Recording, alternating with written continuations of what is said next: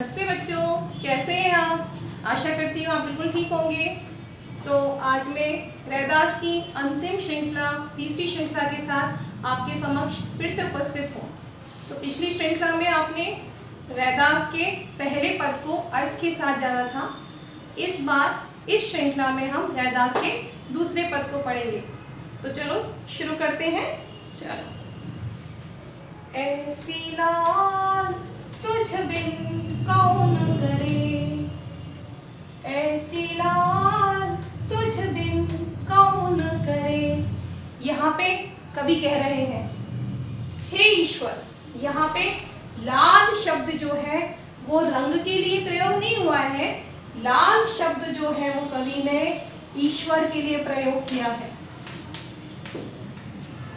मैं जानती हूँ लाल शब्द अनेकार्थी है, इसके लिए हम रंग के लिए प्रयोग करते हैं, माँ अपने बच्चों के लिए भी प्रयोग करती है, लेकिन कवि ने लाल लड़ाते हुए अपने ईश्वर के लिए लाल शब्द का प्रयोग किया है और कहते हैं तुझ, तेरे बिना कौन कर सकता है। हे ईश्वर, ऐसी लाल तुझ बिन कौन करे। हे ईश्वर, ऐसे आपके अलावा और कोई नहीं कर सकता। क्या? गरीब निवाजो गुसाइया, मेरे माथे छत्र धरे। गरीब निवाजो, अब आपने सुना, गरीब निवाजो किसे कहते हैं? गरीब निवाजो अरबी भाषा का, उर्दू भाषा का शब्द है, ये दोनों में प्रयोग किया जाता है। गरीब निवाजो का अर्थ होता है गरीबों को नवाजने वाला, गरीबों की सहायता करने वाला, गरीबों की मदद करने वाला।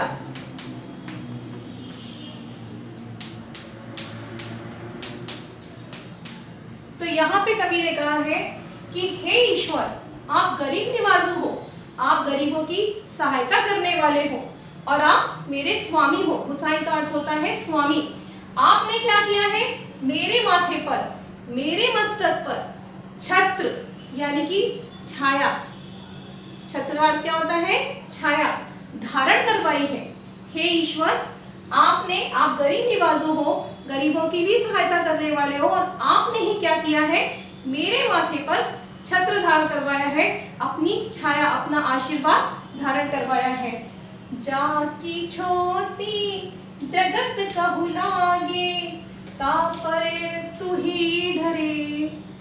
अर्थात यहाँ पे कवि कह रहे हैं जाकी, जिसको, छोटी, छोटी का जो अर्थ लगाया गया है वो छुआछूत से लगाया गया है। यानी कि संसार में आपने देखा होगा कि इसको, ये नीची का जाति का है, ये ऊंची जाति का है, ये नीची जाति का है, इसके कर्म नीचे है, इसको अछूत रखो। ये कवि ने उसके लिए है कि संसार, जगत यानी कि संसार जिसको अछूत कहकर अपने से दूर कर देता है, तापर तू ही डरे, उसी के ऊपर तुम अपनी कृपा, अपना आशीर्वाद बनाए रखते हो। उसके बाद क्या है? नीचा हो ऊंच करे मेरा गोविंदो, काहू ते न डरे। कि मेरा जो गोविंद है, मेरा जो ईश्वर है, मेरा जो स्वामी है, वो नीच को भी क्या करता है? ऊंचा स्थान दिला देता है और उसको किसी का डर नहीं होता, क्योंकि ईश्वर के लिए तो सभी समान है। हम सामाजिक लोग डरते हैं, लेकिन ईश्वर को किसी का डर नहीं होता है, वो सभी को समान रूप से देखते हैं। और अपनी बात को स्पष्ट करने के लिए कवि ने उदाहरण दिया है। देखते हैं क्या उदाहरण दिया है। कवि ने कहा है, नामदेव कबीरो तिलोचनो सदना से नू तरे। कि नामदेव जो है महाराष्ट्र के एक संत कवि थे। ये महाराष्ट्रियन और हिंदी दोनों भाषा के कवि माने गए हैं। कबीर को तो आपने छोटी क्लासेस में कबीर के दोहे पढ़ते हुए आ रहे हैं। उसके बाद कवि कह रहे हैं तिलोचन जो शब्द है ये इन्होंने ब्रज भाषा में प्रयोग किया है। अगर हम हिंदी भाषा में देखेंगे तो ये जो शब्द है ये त्रिलोचन हो जाता है। त्रिलोचन किसे कहते हैं? तीन है लोचन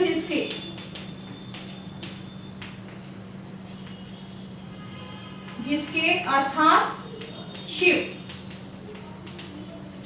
लोचन का अर्थ होता है नेत्र, आंखें। नयन। तो यहाँ पे त्रिलोचन शब्द का जो अर्थ होता है, तीन है लोचन जिसके अर्थात शिव, लेकिन यहाँ पे त्रिलोचन जो है इन्होंने शिव के लिए प्रयोग नहीं किया है। त्रिलोचन शब्द जो है इन्होंने एक त्रिलोचन एक संत कवि थे जो नामदेव के गुरु थे, ये उनके लिए प्रयोग किया है, ये शिव के लिए नहीं आया है। ये त्रिलोचन, अब जैसे हम लोग हैं, किसी का नाम सावित्री होता है, किसी का नाम लक्ष्मी होता है, तो ये वो देवियों के नाम नहीं है, ये उस पर इंसान के नाम है, तो ये संत का नाम है त्रिलोचन। उसके बाद उन्होंने कहा सधना। सधना जो है ये उच्च कोटि के, ये भी संत कवि थे, और सेन इनके तो जो पद है वो गुरु ग्रंथ साहिब में भी संकलित है। तो यहाँ पे उन्होंने ये बताया कि ये जो थे नामदेव, कबीर, त्रिलोचन, सधना, सेन, इन्होंने नीच कुल में जन्म लिया था, जिसको हम छोटी जाति कहते हैं, उसमें जन्म लिया था, लेकिन ईश्वर की भक्ति करके, ईश्वर के बताए हुए मार्ग को अपना के इन्होंने समाज में ऊंचा स्थान प्राप्त किया। तभी तो कवि ने यहाँ पे गए, नीचे उच्च करे मेरा गोविंदु काहू तेना डरे, कि जब इन्होंने ईश्वर का नाम जपा, ईश्वर के बताए हुए रास्ते को अपनाया, तो क्या हुआ, इन्होंने समाज में ऊंचा स्थान प्राप्त कर दिया, ईश्वर की भक्ति ने इन्हें ऊंचा स्थान दिला दिया। तो अंत में कवि कह रहे हैं, कही रविदास सुनहु रे संतो, हरहु हरि जीव ते सभे सरे, कि रविदास कहे कि कही रविदास, रैदास कह रहे हैं सुनो रे संतो, हे संतो मेरी बात सुनो, हरि जीव कि हरि के लिए, ईश्वर के लिए सभे सरे, सारे काम संभव है, वो पूरी तरह से सामर्थ्यवान है, उसके लिए कुछ भी असंभव नहीं है, वो असंभव को संभव कर सकता है। तो इसी प्रकार कवि ने यहाँ पे बताया है कि हे ईश्वर, आप सामर्थ्यवान हो, आप सब कुछ करने की क्षमता रखते हो। और इस तरह बताते हुए कवि ने इस पद में ईश्वर की भक्ति का गुणगान किया है। बच्चों, मैं आशा करती हूँ कि आपको इस पंक्ति का, इन पंक्तियों का भाव अच्छी तरह से समझ में आया होगा। आज ये आपका रैदास और रैदास के पद जो है पूरे हो गए हैं, तो इसे ध्यान से पढ़िए, समझिए। धन्यवाद।